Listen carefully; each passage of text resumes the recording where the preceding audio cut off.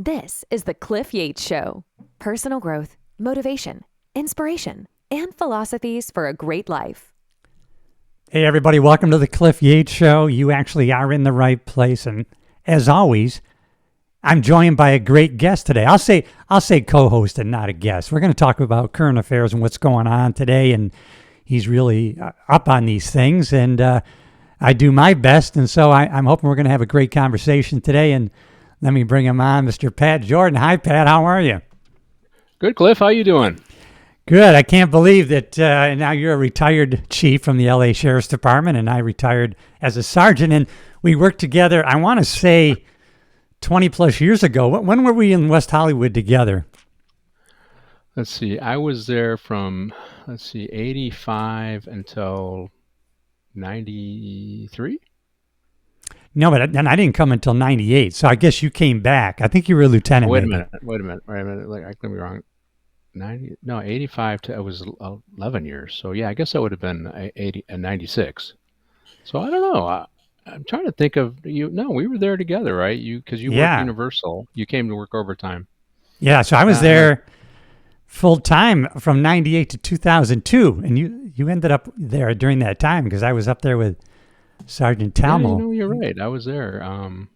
So I guess I was at West Hollywood longer than I remembered. You must have 38 been. years, you lose Yeah. track, right? And 38 years. God bless you in your service because, I did 30 and 5 in upstate New York. But yeah, I did 96 to 98 in Temple. I knew that. And then 98 to 2002, I was there as a deputy. In the first 6 months, I was at the city. And then the rest of the time, I was at the substation at Universal.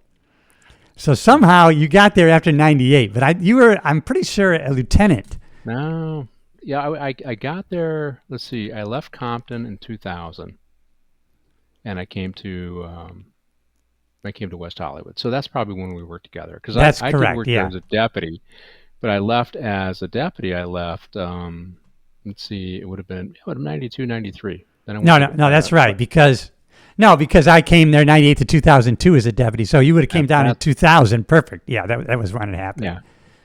Yeah. So, I liked my stay there in West Hollywood. I had some political stuff going on there, but that happens. We all do, man. Yeah, especially now, right? Even go back then.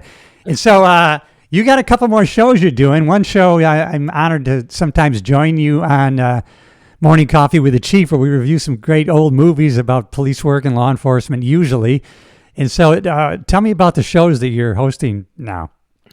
Well, the show I just did this morning was Morning Coffee with the Chief. Now that is on YouTube and Rumble, Pop Culture Minefield, Morning Coffee with the Chief, at 8 a.m. Pacific Standard Time every Tuesday.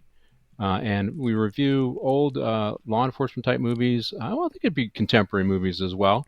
Usually I have a couple of retired law enforcement guests. I try to stick to retired. That way they can speak freely.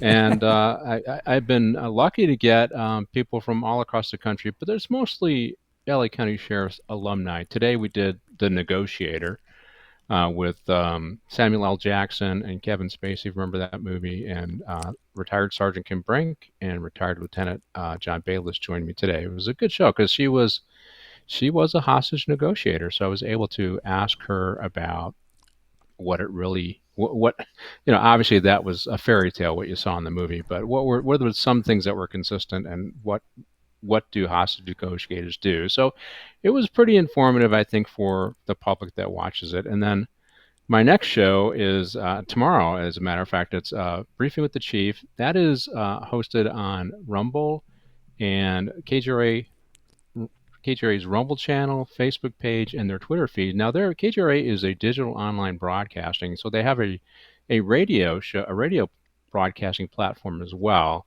So it also broadcasts on KGRADB.com, and they have 300,000 subscribers on that show. Wow. For KGRDB.com, and I have no idea how many people listen to the online radio broadcast. I'm assuming it's at least a few 100,000.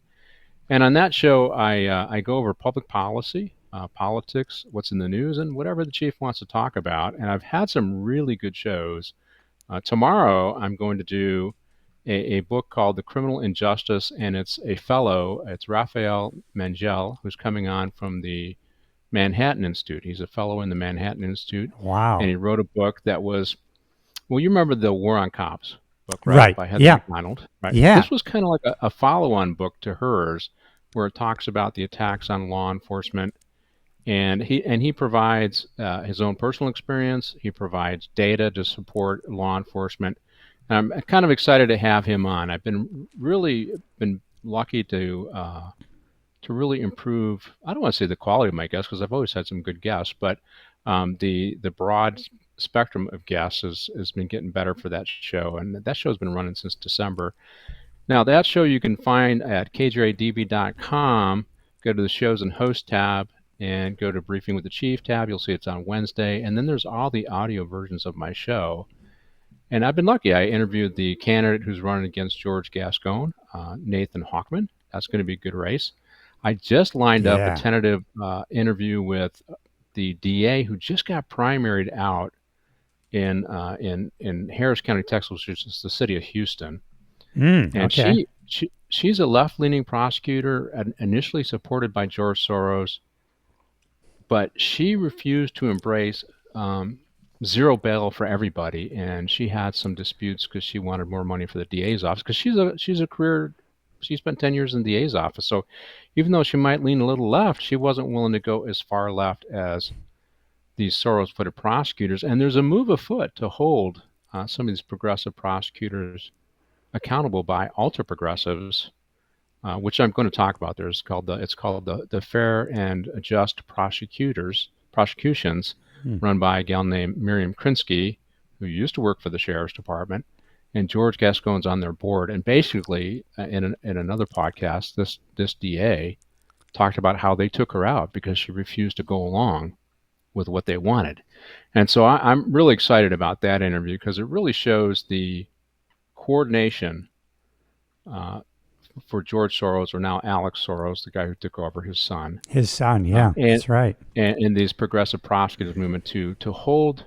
If you get money from them, you got to embrace the strategies they want. If they don't, they're going to take you out. That's what happened in Harris County, Texas. So I'm really excited to hear her voice, because we got the election going on here in LA, and I think there's going to be a lot of lying and denying. There's going to be the shell game of blame. And they're going to call Hawkman a right-winger. I did a show on him, and I said, let's go through your policies, and let's talk about where you're at with your policies, because your policies will indicate the political perspective you're on, or the political spectrum you're on, and where you're at on that spectrum. And obviously, he's a moderate. And so I wanted to do that show so that anytime the LA Times or somebody posts something, I can post his interview and tell people, listen for yourself. He's not an extremist. He's the moderate. The only real extremist in LA is George Gascon. So I'm excited about that show, and I've had some really great guests on. I encourage some folks to listen to that show, 5 p.m. Eastern Standard Time every Wednesday on kjradb.com. Yeah, you're right. I also am trying to. You're right. Not that we want a higher quality guest. I guess what we're trying to do is get guests with a bigger reach. You know what I mean? Just so we can bring more people to the show. And because I've had great guests on, and now I'm not looking for any better guests, but like you said, maybe people with more of a bigger reach to other people, just so we can reach more people. I mean, that's just the goal. Yeah, so I'm in the same boat. People have the dirt, because I've really been focused on these Soros-backed DAs around the country. And it is a battleground in Texas. I mean, they just did this thing in Harris, Texas, where an ultra-leftist now beat out a moderate leftist, but you also have Joe. I think it's Jose Gonzalez in Travis County, Texas, and then you got Joe Gonzalez in Behar, Texas, which is San Antonio, basically, and so it's a battleground for Soros and this organization that's pushing these progressive prosecutors. Well, here in California, these progressive prosecutors are beginning to lose. Or on the West Coast, and so it's curious to me why they're putting so much money into that red state to win those, when they just lost Mike Schmidt up in Portland. I forget the name of the county. Yeah, that's right. He was one of the first progressive prosecutors. He lost. to a Republican and a deep blue state, because clearly they're tired of what's going on in Portland. And Pamela Price, the DA up in Oakland, is they've approved the recall, and it looks like it's going to happen up there in Oakland. I think they'll be successful. They did recall Chesa Boudin in San Francisco, and it's moving. Believe it or not, San Francisco is moving to the center on criminal justice issues, at least. And then Gascon's kind of on the ropes here. We'll see how much money because in Harris County, Texas, they poured $3.5 million in to beat that lady there in her primary to get a more progressive prosecutor than her in. They tried to do the same thing in Chicago with Judge Eileen O'Neill Burke, won in the primary. She's more of a moderate. She leans left, but she's more of a moderate than who they wanted to praise Kim Foxx with. So I've been really focusing on that, and I seem to get a fair amount of attention on that issue. Yeah, there's so much. You almost have to pick and choose. There's so much every day. It's like someone was saying the other day, the news cycle is so fast and nothing ever gets addressed because we're on to the next story. When's Gascon's? Is that this November? Yeah, I think it's November 5th is the date. The ballots should be dropping. Start early, right? Don't they? October-ish or October. late September-ish. Yeah. And I'm planning on bringing Hochman back for just a short segment, because I do a long segment. As you know, on my briefing chief, I'll do a longer segment where I dig into, because I want to. If you're going to dig into public policy, you got to do a little longer segment, right? Oh man, so you do. Usually a short segment on the front end of the show, and then a longer segment with the guest. But I'm going to bring him back. I'm going to bring some other politicians who've been on back just before the campaign, so that their name is out there and it's fresh for the folks. But yeah, it's. I mean, I'm 6 months into this show, and I'm pretty happy with the direction it's going. That's great. Yeah, I listened to a guy named Sean Ryan, who was he was a CIA guy, Navy SEAL, and he was a crook for a while. But I mean, he had one episode he had was 6 hours long, and I just listened to one 2 hours last night, and another hour today. It was 3 hours. This gal Sarah, who was a CIA operative, who's tracking terrorists and Al Qaeda and the Taliban, and how much we're paying them on a weekly basis and where all that money's going. She's actually tracking it. It's almost unbelievable. Is that Sarah Adams? Yeah. So you know, I had her on my show. The blonde, right? Blonde or? Yeah, I had Sarah Adams, and I think it's Sarah Adams. She has a book Sarah on Benghazi. Adams, yes, that's her. Book. Okay. Her partner wrote a book.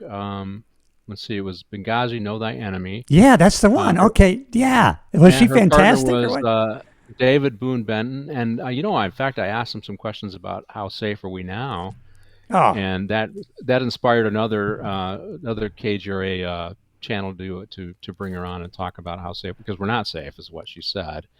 Yeah, that was an excellent show, because that was a good get, man. She's big. Wow, that was great. It was funny because they said, "Okay, wow, you read the book." I go, "Well, yeah. If I do a book review, I read the book, right?" So, so I was able to get in. I don't want to say granular stuff, but more specific issues in the book, and ask direct questions about it. And they gave me some great answers. And in terms of the failures of the State Department run by Hillary Clinton at the time. These were really breakdowns in priorities by the State Department, and I think to some degree on what intelligence we were gathering in Libya at the time, and they talked about it. And so that was another great show. Yeah, I had Liz Collins on. Liz Collins she was the news anchor in Minneapolis when the George Floyd thing happened, and her husband was the president of the union. And they went after her and him, and she lost her job just because she was married to a cop, right? And she ended up writing a book called I can't remember. They're Lying. I can't remember the whole title, but and then she produced the documentary, The Fall of Minneapolis. Right, that's right. We talked about that. So I discussed both of them with her. Yeah. So Sarah, she was phenomenal, man. I mean, I can't believe what she knows about the Taliban, Al Qaeda, the training camps there in Afghanistan, the tie-in with Pakistan, the tie-in, all those things were just. I'm like, I gotta look into this. Matter of fact, I bought the book today. I haven't read it. So it was a good book. But it's like reading a case. Yeah, If yeah, you're going to be entertained, I told them, I go, you know what, this reminded me as a chief. I had to read all these cases that, like 8-inch thick cases. It sort of reminded me of slogging through those cases because they identify everybody they could who was yeah, there and their linkages and their background with man. others in Libya and other Islamic terrorists, and that's a challenge. And I was actually attending the Naval Postgraduate School, and we had gotten a lecture from some folks who were trying to figure out. At the time, we were trying to figure out what our policy was in Syria, and so we would get retired defense secretaries that would talk to us. It was all high level executives, and and they were talking about how it's really difficult to figure out who's who in the zoo over there, who has relationships, who has connections. And when you read the book, you'll understand what I'm talking about. And Yeah, Sarah and Boone reinforced that when they were on my show. yeah. I mean, like I said, it was 3 hours long with Sean Ryan, so I really got an in-depth insight. But just Yeah, like if I start focusing on that, that could be the rest of your life, learning what's going on. Because, like she says, right? Our view is one, two, like an election cycle. They're 100 years yeah, down the road, yeah, looking at what's going to happen, and so we're behind the eight yeah, ball on yeah. that, man. Yeah, yeah, I agree. It was well, what you'll see in the book on what happened in Benghazi. It was Uh, a well coordinated, well organized attack on the consulate by Al Qaeda, and the administration at the time did everything to deny that it was Al yeah, Qaeda or misrepresent, and they knew, as Sarah says, they knew day one who did it, and they floated this notion it was because of some video that was created. That unfortunately, our department got involved in arresting the guy who made the I video. remember that. Can you believe that? We I know the guy in we helped. Carson. I think Yeah, the sheriff helped with the the cover movie up at the maker, time. yeah, unknowingly. Well, they use anybody they can. Yeah. Yeah.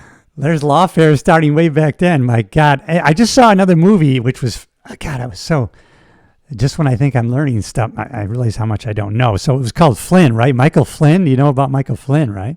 I know some about the case. I haven't seen the documentary, but I'll probably do it. I mean, I Yeah, did you did the documentary The Fall of Minneapolis with me, and that one was yeah, pretty well received on my show Morning Coffee with the Chief. So I'll probably look at some additional documentaries, although that one's not really a law enforcement kind of thing. It's more of a military thing. So maybe I'll do it in partnership with the guy who does the military show. But I am familiar with this prosecution. I think it was a foregone conclusion once they targeted him that they were going to take him out. And I don't think he's any more guilty than any that when other people have done the violation of the Logan Act. yeah, I mean, if you look at what Hunter Biden did, there's a violation of the Logan Act, and yeah. it's just it. I do believe the narrative that they're saying that there's two-tier justice system is not a narrative. It is true, Oh man, and it is so and true. Yeah, and I think Flynn was, he was, I heard at the time he was prepared to fight, and then they decided to go after his son, and that's when he that's folded. I don't correct. know if that Yeah, no, that's that true. shows that in the movie, Yeah, but he would have stayed. He think would have about went to it. prison, but he thought his son was getting ready to have a son, and so Yeah, he just couldn't stand by and let that happen. But yeah, I mean, he was, the guy was a Democrat. He worked for Obama, and they were going to have him testify that they were winning against Al Qaeda or the ISIS or whatever. And he said, "Well, we're not winning. I can't. I'm not going to go with these notes." And then they pushed him off and wouldn't let him testify to that, and they kind of took him out of the game. And then Trump hired him, and then yeah, when they were making the transition, he made the call to the Russian ambassador to tell him, "Hey, listen, this is the way it's going to go." And because I know at the time, during the transition, Obama had sent those 13 or whatever Russian, spies back to Russia or kicked them out of right. whatever. And so basically Flynn was just saying, let's not have a retaliation because of the former administration. Let's start with a fresh. And that's all he was doing was his job. But Yep. man, they went after him, and this guy was a Democrat, so it's a crazy good documentary. It was on Amazon. We loved it. Yeah, my wife and I both watched it. So Yeah, I'll watch it. And yeah, what I heard this, it's not unusual for the incoming administration to go ahead and yeah, of start course, doing those contacts. that was his But job. technically, And so, you have to. Let me back up because Yeah. here's where most people aren't going to understand this.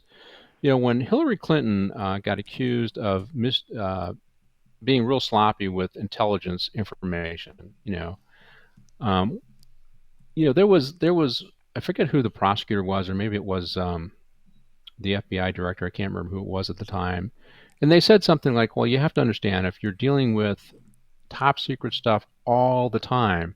Sometimes these politicians at the top could get a little sloppy, or Correct. Yeah. they're busy, and I go, okay, now this doesn't absolve her of the whole hard drive thing. She clearly destroyed evidence. She clearly was doing stuff she shouldn't have done. But there was the handling of documents. I think maybe this might have been the stuff on Wiener's laptop. I'm not sure Right. Yeah, what that's the right. context was, but there was some understanding that just like when you're implementing public policy, there's a little bit of gray, Yeah. and that's just the way it is. That's how sometimes rubber meets the road. It's a little messier than you want it to be, and I accepted that. But when it came to Flynn, okay, the administration's coming in.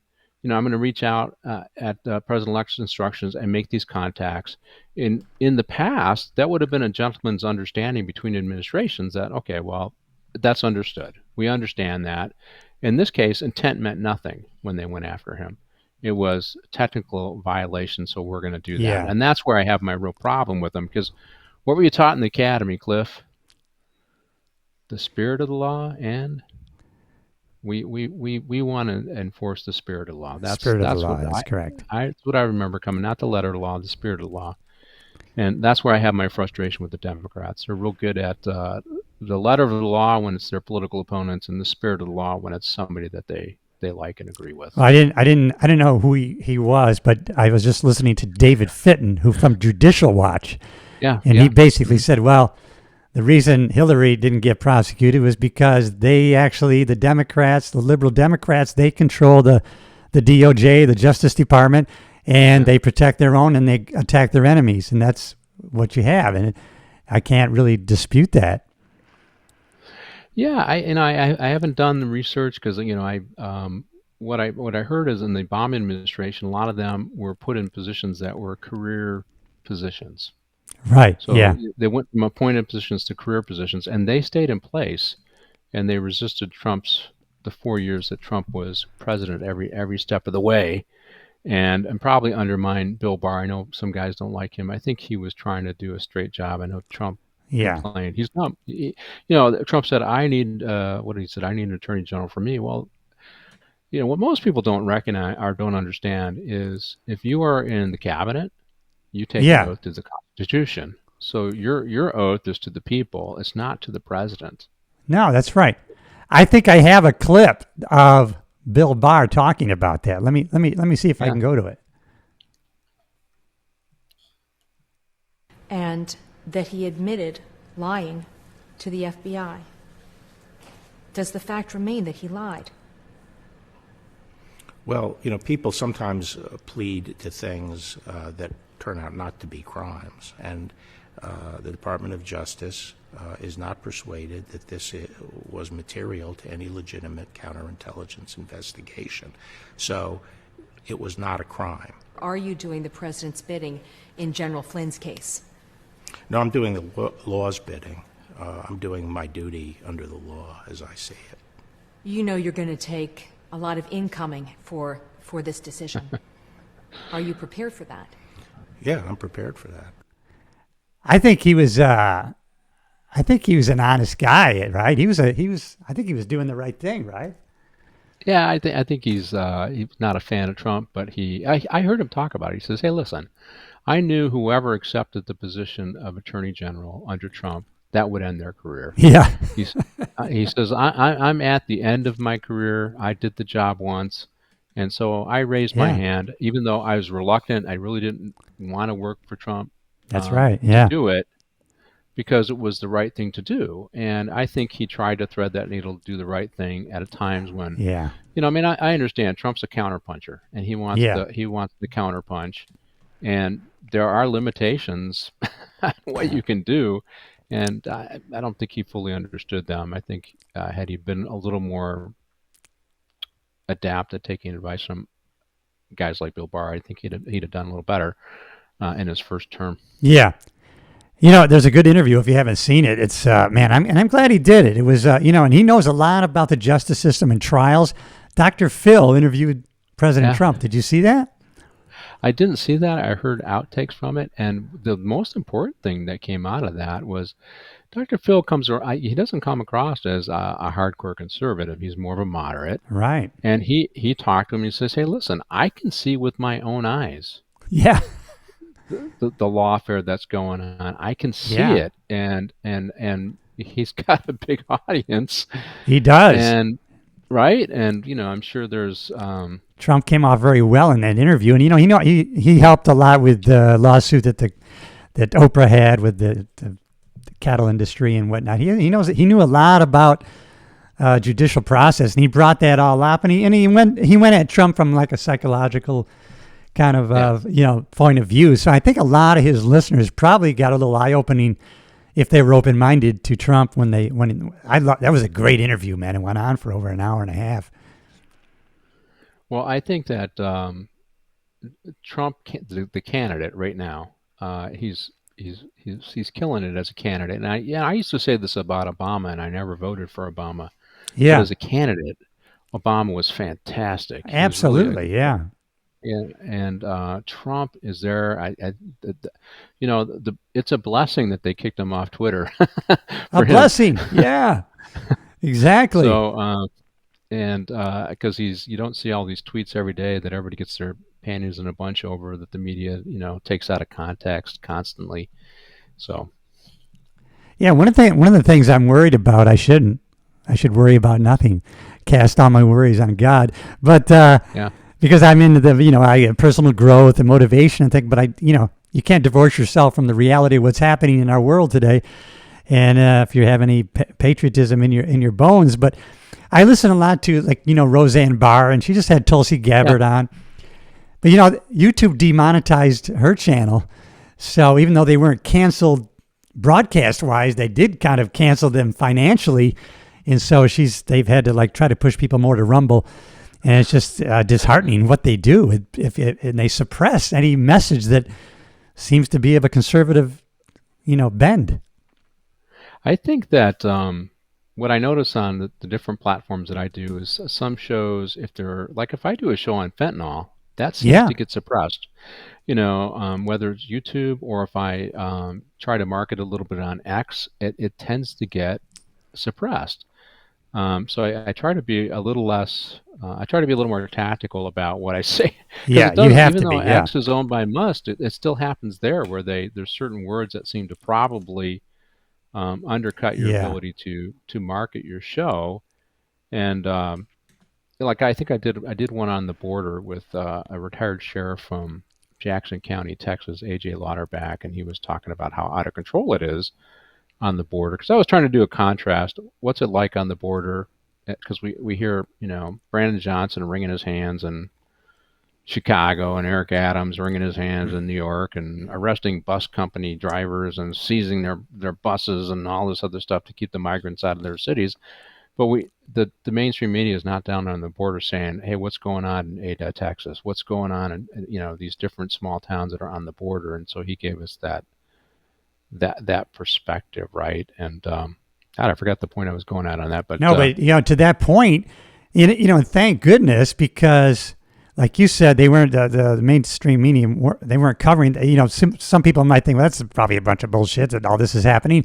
And so when those governors at Abbott and DeSantis started shipping those people to sanctuary cities, and like you said, these mayors are crying the blues for all the migrant influx. Obviously, it's a true thing that people can now see with their own eyes, and people are actually going to the border and saying, this is now. And so that's what's great about these independent platforms that are shedding a light on the truth. I know, and I will say that show did very reasonably well on the podcast. And I believe, and the thing is what I do is on Twitter, in particular, because like AOC she did something about Gaza, right? Yeah. And I did a show anti-Semitism on college campuses. I interviewed a nationally syndicated columnist who wrote an editorial about anti-Semitism on the campuses, a guy named Thomas Ellis. Yep. It's a great Thomas interview. Ellis, The yeah. guy's like 80, so it was an interesting interview. He's great. But every time I see something on Twitter where they're talking about Gaza, and I put in comments. I think I got like a couple thousand views because she did something and talking about how terrible Israel is, and I posted my show, the audio version, and I get a couple thousand things. But there are times, like I said, that I'm those efforts to market it are held back. Some subjects, for whatever reason, which is shocking to me, because fentanyl, we should be able to.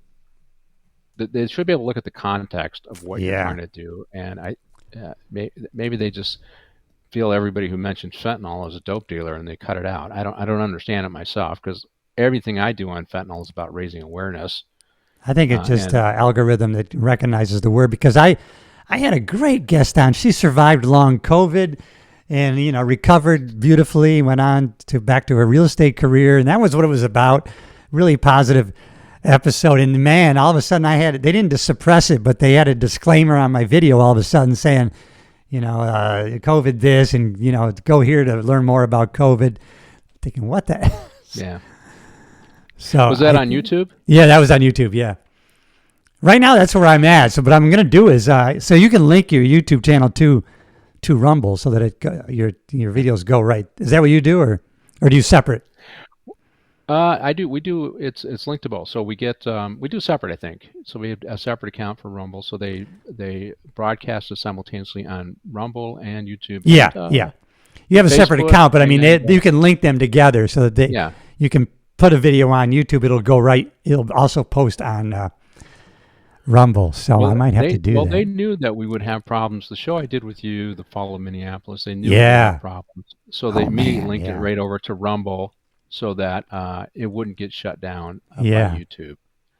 So it's too bad. I mean, I think, I don't want to say there's voices that need to be shut out, but I can understand where people get frustrated that some extremist voices are on there. But in a democracy, you kind of have to take the good with the bad, and that's and because if you're going to hear the good voices out there, you have, because you never know when one of those ideas, that's right, even if it comes from the fringe, is actually a good and valid idea, right? Right. And, when we constantly shut people out, because the other thing about the fringe is when they start ranting and raving, I go, oh God, great, show this guy. He looks like a lunatic. And, right, expose him for what he is. And they discredit themselves, which is perfect, right? But when you shut them down and clean them up, then their voice gets moderated, and they look not as extreme as they really are. Yeah. Did you see the movie Civil War? I kind of liked it. I have not seen that one. You have to tell me what that one's about. I wasn't gonna watch it because my friends don't watch it because there's a lot of BS. It makes the media out there. They're the good guys and everything, and which they did. But another guy I listened to is he's all MAGA, and he goes, well, no, you should see it. And so I did like it because it was really. It actually could happen. It was actually about groups of the country that seceded from from the national, the states. So it was like the Texas, California group, and he tried to make it. That could never happen, but he tried to make it so that it was non-political kind of thing. But then they had the Florida group, and then they had their own militia. They marched on Washington, and so I could see where that could happen, ma'am. So. Actually, it's worth seeing. But another movie that I saw last night was The Ministry of Ungentlemanly Warfare. Have you heard of it? I did hear that. I haven't seen that. I might have to. It's a true story. I'm a little bugged at the star on that, because that's Alan Rickman or whatever his name is. Oh, I guess, yeah. I didn't. He came out and said some anti-police stuff, killing people, black people all the time in the country, and it really bothered me. It was, I forget who did a takedown of him. I don't know if it was the Washington Post. That would have surprised me if it was them, but somebody produced the data and said, it's, why does he spout this off? Here are the facts. And Well, the facts didn't matter. yeah. The facts didn't matter to him. And it's like, Pat Bet David on the PPD podcast, he had a professor on, a black professor. I think I talked to you about him. So he did a study, 18 RAs, he called them, research assistants, and they came back and said there was no prejudice in any police shootings towards white on black. There was none. Right.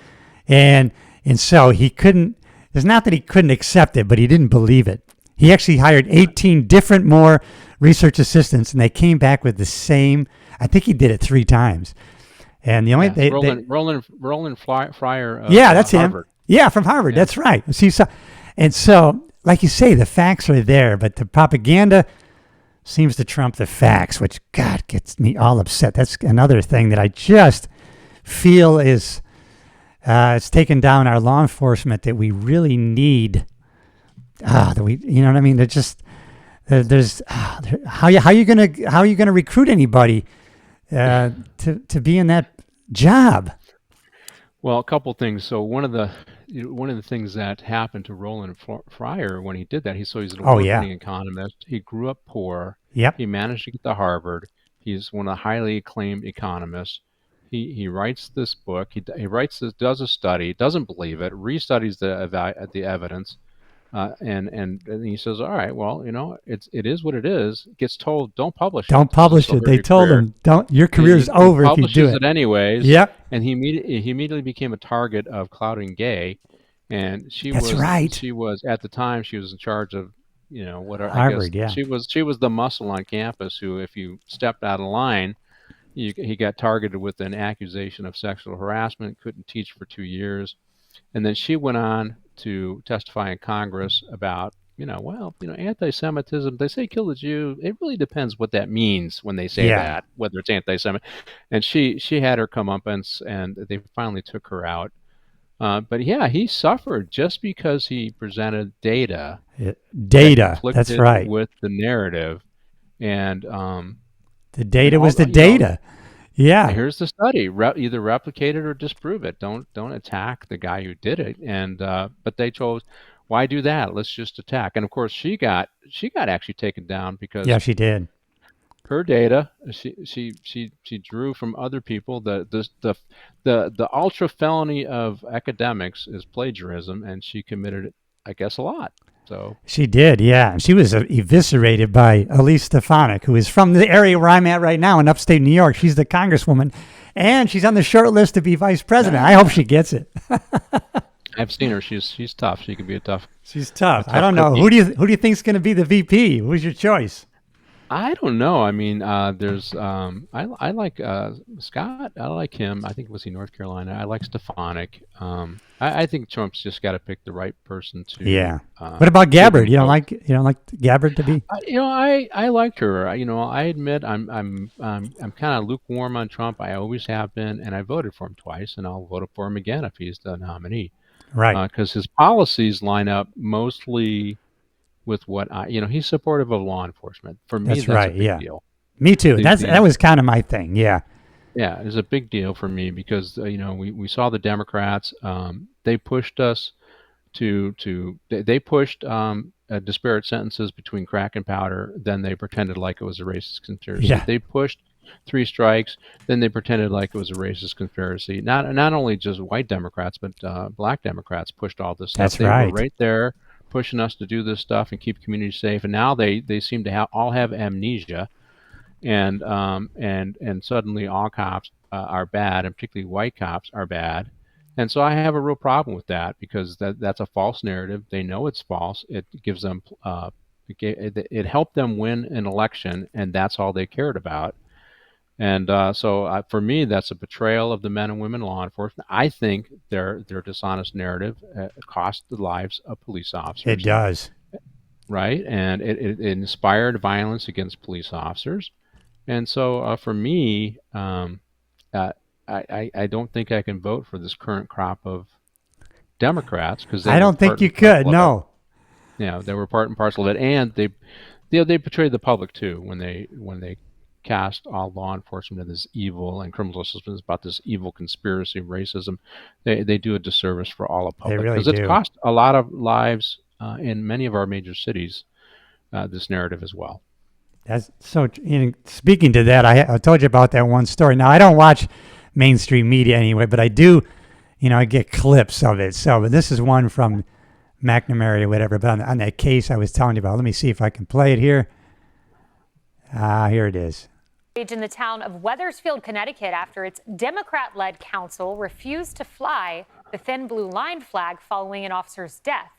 Connecticut State Trooper First Class Aaron Pelletier was struck and killed during a routine traffic stop last week. He was just 34 years old. He left behind a wife and 2 young boys. Pelletier was laid to rest this past Wednesday, and thousands came out to pay their final respects. But earlier this week, one of the town's Republican council members proposed flying the thin blue line flag in Pelletier's honor. Seems like a great idea. He says the flag is a sign of respect for those who keep our community safe. But wait, Democrats on the council voted down that proposal, calling it divisive. I will absolutely not support the thin blue line flag if that's the flag that's the decision. That flag was either created or at least became very prevalent in direct response to the Black Lives Matter protests. It's viewed as antagonistic, even if you don't see it that way. And I don't think that's a good flag to fly, especially not with further discussion. Fact check false. The flag was created in 1950, but the facts are of no moment. The mayor of Wethersfield suggested the flag is racist. It is now been used by white supremacist groups and other far-right types of groups. And even many police departments around the country and in the state of Connecticut have said we don't authorize or use that flag. So instead of flying the thin blue line flag in a fallen officer's honor, he left behind a wife and 2 young. Oh my goodness, Pat, come on, man. There's so many things that are wrong with this. First of all, it's the left that decides the symbol is racist, and then they say it's racist, and everybody must genuflect and bend the knee to what they've decided is racist. And they use language. I was just I was watching a video, and it was the UC police at UCLA, and they snatched one of the protesters with the megaphone out of the crowd. And you know how they do the arrest circle in the crowd? They did that. And of course, the commenters is, this was a brutal, they call it a barbaric act. And so I looked up the definition of barbaric, and I posted it. I said, this isn't barbaric. What they did on October 7th is barbaric. That's barbaric, right? Yeah. And so the left uses this language and labels symbols as racist. And unfortunately, you did see pushback from her, but she's probably more of a conservative news person. But our politicians and our mainstream media is not pushing back, because they're right. That predated Black Lives Matter. I didn't even knew that. It was 1950. I got to look at that. But you were saying, they hijack a symbol and then they put another name to it so that people will now associate that with that. As a matter of fact, Will Cain was talking about on his show how they did that with like the Confederate flag. Yeah, okay. Racist used that flag, so now they're going to, everybody that had that flag, and that was a symbol on. Labeled. Yeah, I mean, so. Let's look at the latest flap with Alito, Judge Alito. Judge Alito. Right, so he's got a Revolutionary Era flag flying in his vacation house with a tree on it and some kind of a green tree. Yeah. Yeah, some kind of quote regarding God, some kind of religious kind of quote. Yeah. And they see it and they go, oh my God, he's flying that because he believes in the January 6ers. They said that narrative. And it's like, where are the adults in the room? Says, wait a minute, he's a patriot. He believes in our country, and he flies a flag from the Revolutionary War. What is wrong with that? What is wrong with that to do that? Why do you see it as negative? Why does your lens see it that way? So that's one example. Another example, which I think is, we can see it on college campuses all the time, and we can see other people flying the flag in solidarity of Hamas, right, and the Palestinians. So Hamas flies that Palestinian flag all the time, and you look at what they did on October 7th, and unapologetically did on October 7th. It was barbaric, it was brutal, and it's seen as a symbol of freedom.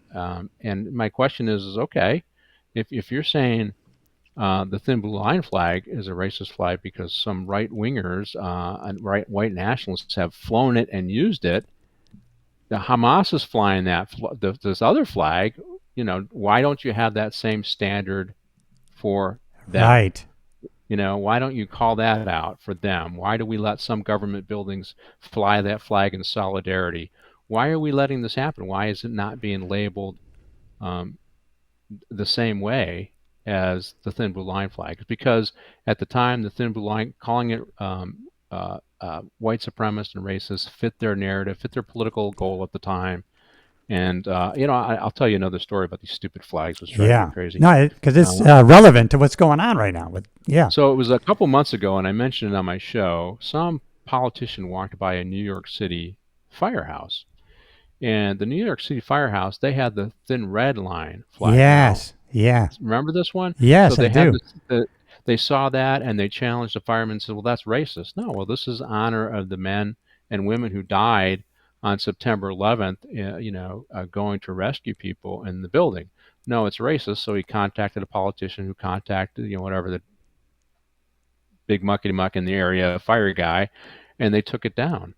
And they said it's a racist symbol. You can't do that. And this is what happens. If you're going to let them decide what your symbols mean, they'll decide it. Somebody has to push back. Now, in that case, the firemen are everybody's hero. So it got pushed back, and they were able to fly their flags again. Of course, we can't do that with the thin blue line flags. And I will say, if government needs to stake out a position, and I've heard some local cities here in LA have said, okay, because of all the controversy, all these dumb flags, well, we got to flow this flag in solidarity, that flag, we got to have the LGBTQ flag, we got to have this flag, we got to have that flag. They're saying we're only flying the Stars and Stripes, the California Bear, and any local government flag that we have. That's it. And so they've decided to get out of that controversy, and so no other flags other than those fly. And I think I'm okay with that. I'm okay with that as a policy because, if I had to genuflect to every group that needed to have a flag to be recognized, my head would be spinning all around, right? So they're trying very frustrating. They're trying to link the American flag to MAGA. The next thing you know, that people don't. It's funny. So you see, I have two flags here. I just happen to have a nautical flag and a regular flag, and then my background's a flag. So I was interviewing a kid who is he's part of my Primal Health coaching. And he noticed it. He goes, "Oh man, you have a lot of flags. Are you a veteran?" I go, "Well, I'm a police officer." And he goes, "Wow, I bet you that probably triggers a lot of people." I go, "I never thought of that, but can you imagine people thinking, wow, your flags must trigger people? If my American flag triggers you, you're on the wrong platform, right?" Well, we got these little flags. We decorate for different holidays, the porch, and so a bunch of little kids in our Towncombe complex, and they come and they grab the flag and they run around with it. So it triggers them, but they're at least having fun with it, right? They're having fun, yeah. With it. So, speaking of, speaking of Will Cain. So this was another crazy thing, man. It just gets me boiling. So I've been following the Caitlin Clark fiasco in the WNBA. So now what they've decided, I'm going to play a clip here from The View, because apparently this Caitlin Clark, she has tall privilege along with white privilege, along with pretty privilege. Did you see that at all? Yeah, I saw that clip. Go ahead, play it. I got to play it. It's just funny. Not really. It's pretty privilege. It's tall privilege. It's white privilege. I give you the medal front runners in the stupid Olympics. The View. I do think that there is a thing called pretty privilege. There is a thing called white privilege. There is a thing called tall privilege. And we have to acknowledge that. And so part of it is about race, because if you think about the Brittany Griners of the world, why did she have to go to play in Russia? Because they wouldn't pay her. Because they wouldn't pay her. Because they wouldn't pay, not because she was black, but because they didn't believe in the WNBA. This is part of my point. Just crazy, Pat. And the thing is, they were crying about the WNBA like they were right there. And now here this gal is bringing hundreds of thousands of viewers to the to the WNBA, and now they're against her. Partly maybe because I guess she's straight. I don't know why they call it pretty privilege. I don't think she's that pretty, but all she's done is break all sorts of NCAA records and all that kind of thing. It's just crazy. Oh my God. Well, the great thing about sports is it's the great it's merit. I mean, the bottom line is merit. My understanding is, I'm not a huge college basketball fan, but I was listening in on this story. Is she broke the collegiate record for points scored? Correct. For women and for men, meaning she scored more than Pistol Pete Maravich, I think, Pistol Pete in the men. So I mean, what do you have to do to where it's not? I mean, she. And here's the thing: she was competing against many of the women that are now have been drafted into the NBA. I mean, the women's national basketball season. So she's there. She did it. She competed head to head with them and beat them. I think she lost when her first final for the Women's Collegiate Basketball Association. They lost and Angel Reese was the star on the team they lost. Right. I can't remember what team she played for. But the next year, she came back and she won. So there was this competition between them too. But there was just this energy with her. And now, where she's at, they were only maybe getting 4,000 or 5,000 people to a game. Now they're getting 16,000. Yeah. When she goes and plays somewhere else, they've seen a 20 to 30% increase in attendance to see her play. That's like Magic Johnson. Remember when Magic Johnson hit the NWA in the show? What was they had a Showtime. Showtime. I went and saw him at the Forum. Yeah. So he just and even before him, Dr. J. I mean, there were people who were, I wouldn't say they were game changers for the game. They weren't, but they definitely left their mark, and they were flashy. They were fun to watch. And her case is, I think she had 7 threes in a game recently. 7. Yeah. And so she either tied or beat the record for the Women's National Basketball Association in her rookie year. So I just, when I look at that, I just say, hey, you know what? It's kind of like when the basketball team that I went to school with, we had boys and girls at our Catholic high school, right? And we would play a couple of different boys teams. And they were beating us, and we'd say, yeah, but we got girls. Yes, we do. We got girls. How about you? And they would just say, look at the scoreboard. And so my comment to them, the people, the pretty privileged view people, and the idiotic comments they're making is, hey, take a look at her stats. Yeah, it was a black commentator. As a matter of fact, he said, you got this inclusion. He goes, where are the Mexican basketball players and the Asians? Why aren't they in the NBA? Because it's based, like you said, on meritocracy. It's a performance-based, entity. Performance-based, like everything should be. And man, there's so much big money. They make damn sure that it is, don't they? Yeah, I can see where they're might be a little jealous of the money. Well, how come she lands all this money? We've been all humping and hustling. I get that. I guess I can understand that. But you know what? Are you going to really begrudge this lady who was who broke records for both men's and women's collegiate basketball? The salary she got, but more importantly, the endorsement contract she got, because I think it was her endorsement contract was $25 million, but she earned it. I mean, it wasn't like it was just given to her. So when people say privilege, they imply that it's just handed to you, right? And she's got the scorecard to show that she earned it, and that's really the problem with those comments. And I think the View just makes themselves look. Well, it's just shallow. Stupid. I mean, that tide's going to raise all boats. People are going to get more money based on an increased viewership, not only on television, but in person. I think of the pro sports, they look at different revenue streams. And, of course, if more people are watching, you get more revenue stream there from TV. More people show up at the gate, you get more revenue stream. More people are buying jerseys, there's more revenue streams. And so that's it does help everybody, and I don't understand where they're going, but I do. There was always some great rivalries, and I mean, we remember Larry Bird and Magic Johnson rivalry. That was a heck of a rivalry, and they didn't like each other until their moms got involved. Yeah. And they ended up liking each other, right? It was, and they competed in. It was kind of the same story because I think Magic went to Michigan State, and they ended up. He met, I think, somewhere along the way they let Bird went to Indiana State. I think he didn't go to University of Indiana, and they did compete in the NCAA finals, or maybe not the finals, but along the way, the tournament. And so there was this rivalry in college too that moved on to the NBA, and it was good for the NBA. That's right, it was. It was real good for the NBA. Let's piggyback on that story. I want to go to we'll make this our last story, and I'm going to go back to Will Cain. I'm going to fast forward. I don't even know where it's going to be, but just Riley Gaines is someone I'm just loving and supporting because she is just oh my God, she's a warrior. It's the same theme.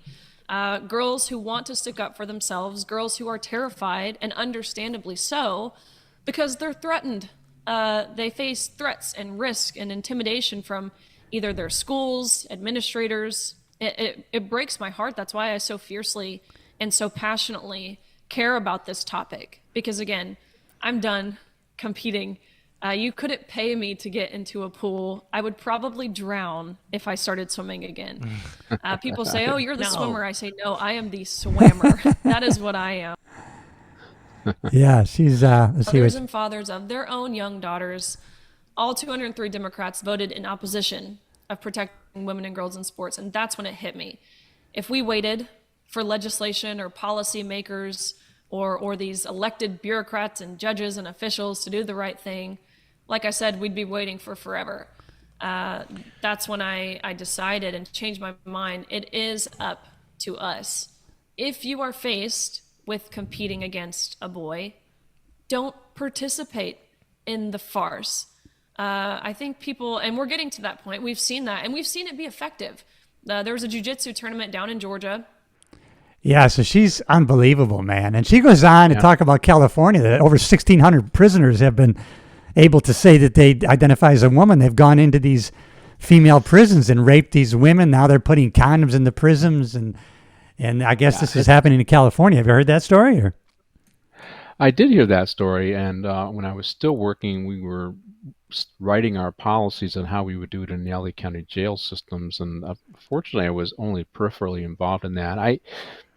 The sports thing, the frustrating thing about it is you don't get the whole history of, Title IX, and That's when we right. came out of the 60s and 70s, men's sports dominated. There wasn't really much in the way of women's sports, right? And so they passed Title IX, and universities around the country were compelled to make sure everything's even Steven. If you're spending, $50 million on men's sports, you got to have just as many scholarship athletes for women. And colleges and it transcended down to high school and youth sports. Everybody had to make sure that they had comparable athletics for women. And now it just seems like it's gotten turned on its head. It doesn't make any sense to me. I've had my daughter competed. Some of my sisters competed in the 70s and early 80s. And then I have nieces. I just had a niece. She graduated, and she did a 4-year scholarship for it was Division III volleyball. But what happens when biologically men who now identify as women begin to take over many of these spots? I think the one thing that I'm really concerned with is, what if it's hockey? Because they do have women's hockey. What if it's soccer? What if it's these contact sports where one athlete is significantly bigger than the other because they were once biologically a man? And so it's very concerning me, because I think it does cut into an area that we worked really hard in the name of civil rights to make sure women had opportunities. And Riley Gaines been fighting that fight to say, why are we doing this? This doesn't make sense. And if you saw that one part she said, and which I find, this is the whole thing. Why don't we just, and we don't have it. There's right and wrong. And so instead of when this, that bill that they put forth, protection of women and girls in sports, 200, every Democrat just voted no just because it was part of the party's line. Why not? How about somebody just saying, well, that's not right. I'm going to vote yes for that. But no, I got to go to my party line and you got to go to your party line, regardless if it's right or wrong. If you just had a Democrat that would step up and say, you know what, the border, this is not right. I'm going to shut down the border. No one's doing right or wrong. They're going, I'm going because the party says this, and I'm going over here because the party says that. And that's why people are picking a side.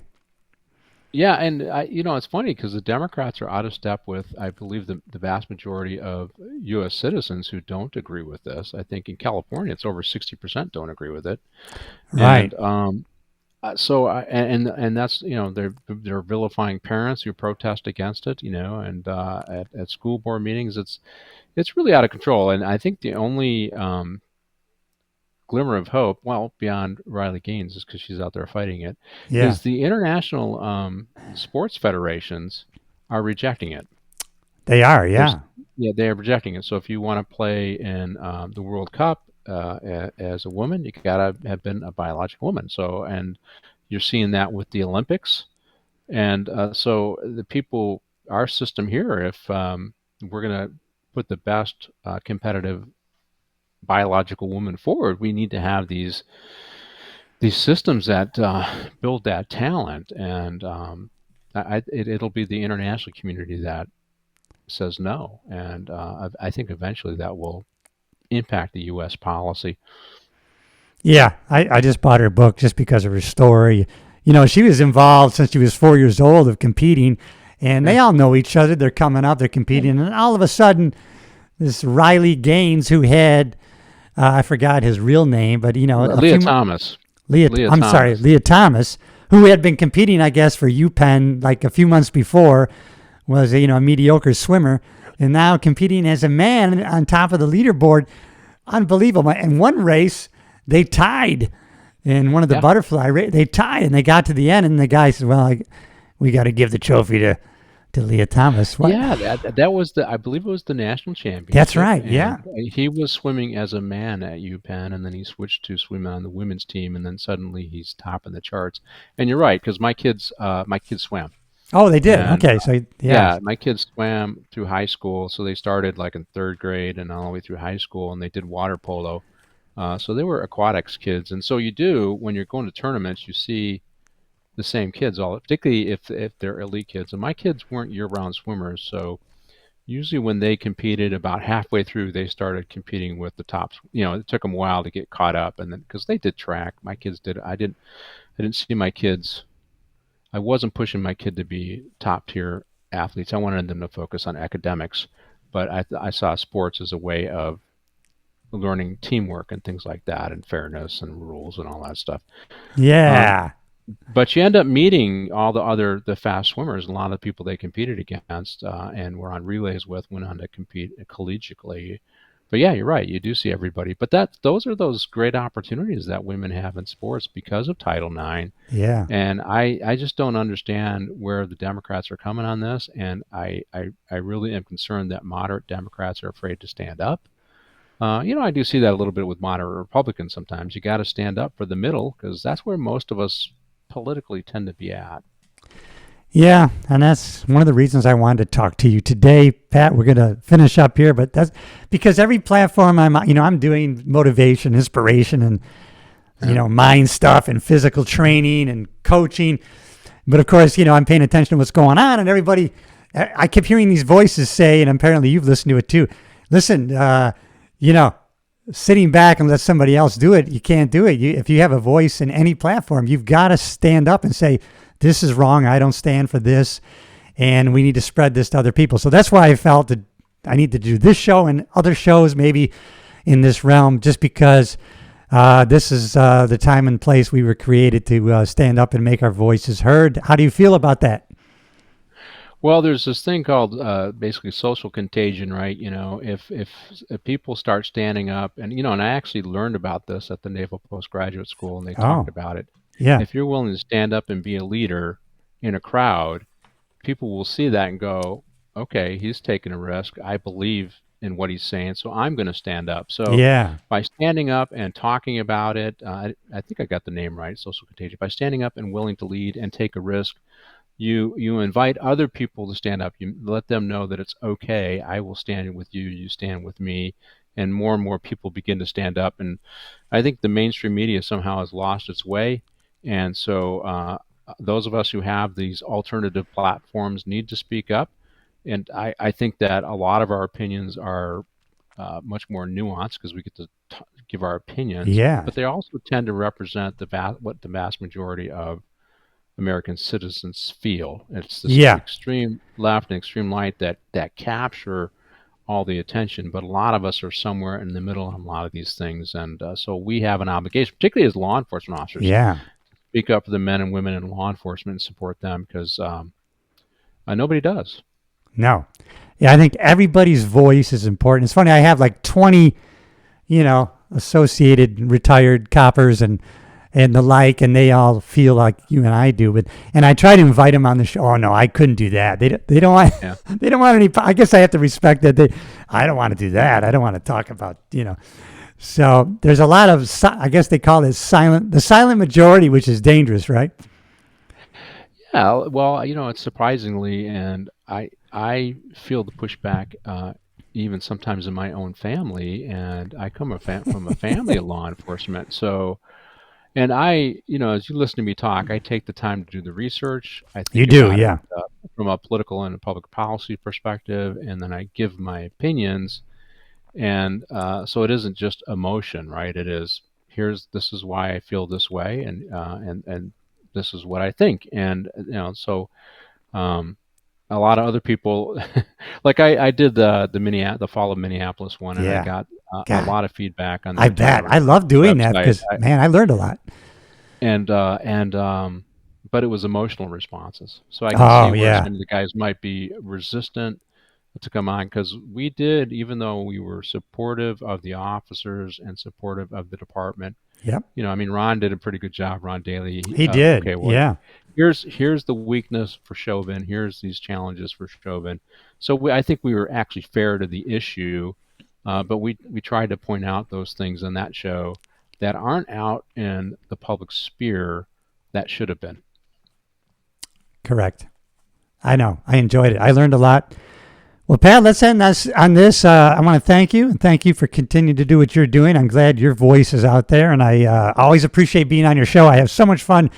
As a matter of fact, my wife and I we love reviewing those old movies, man. Just Serpico and all those, man. I love them because some of those films were just were made well. And you have guys like John, who grew up in those neighborhoods, and Bayless, remember, he grew up in those neighborhoods of Boston, and we see some of those movies. And so everybody has a little perspective and some insight as to actually what the reality was behind a lot of those movies. I really enjoy it. So thanks for having me as a part of that. And any parting words, and I'll put the link to your show in the description of the video. And catch my link. Tomorrow's show is going to be a great show with Rafael Mangella, and we're going to talk about Criminal Injustice, a book from the Manhattan Institute, a fellow from the Manhattan Institute. So it's I surround myself by smart people, so I look smart. So I think this guy's probably a lot smarter than me, but he wrote the book, and I'll ask him some questions. And hopefully we'll enlighten the public. So listen to me 5 p.m. Eastern Standard Time on Rumble. On Rumble. With the Chief, KJ. Yeah, KJ Briefing with the Chief. I will check it out. Thanks for joining me. Hang around for a little debrief. This was the show, everybody. I love you. And listen, subscribe to the YouTube channel. Subscribe and follow on all the podcast platforms. See you on the next episode.